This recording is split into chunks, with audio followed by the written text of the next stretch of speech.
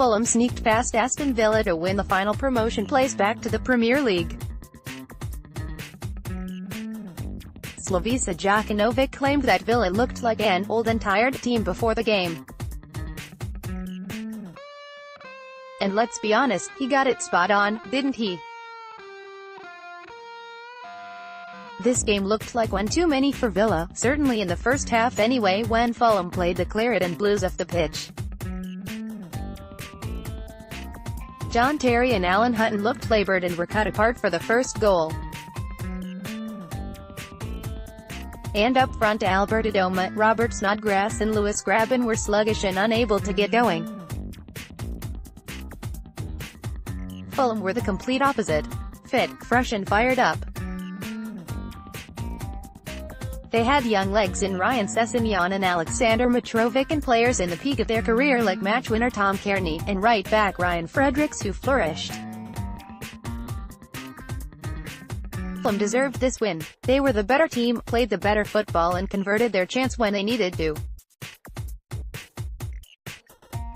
Fair play to Jokanovic, who has molded a fine young team and stuck to his philosophy. Fulham have had some knockbacks, too, remember.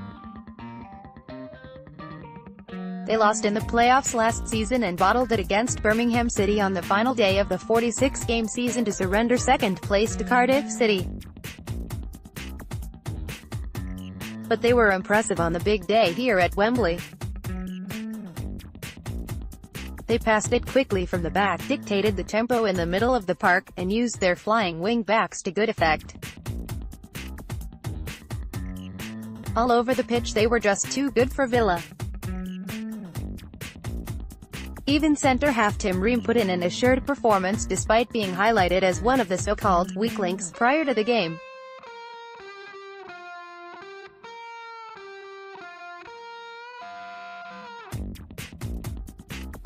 Whatever he said in the dressing room worked because Villa actually put up a fight after the break. But the damage had already been done.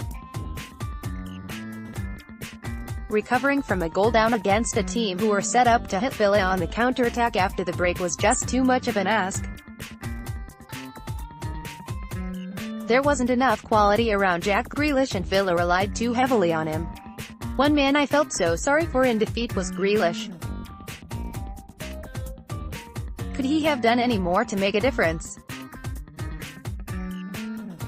Okay, so he could have tucked away Albert Adomah's cross early in the second half rather than shouldering it over the crossbar.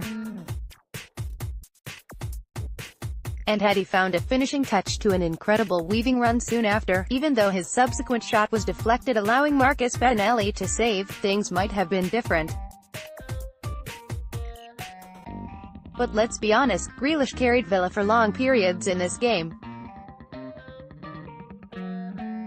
He was the only real attacking threat at times, and everything good that Villa produced came through him. To think, he's just 22 years old and he's leading a team like that. Imagine what he would be like with some real quality alongside him. Maybe we will see next season because he's going to be the subject of transfer speculation all summer now. Winning promotion with Villa would have meant the world to him. He wanted it more than ever.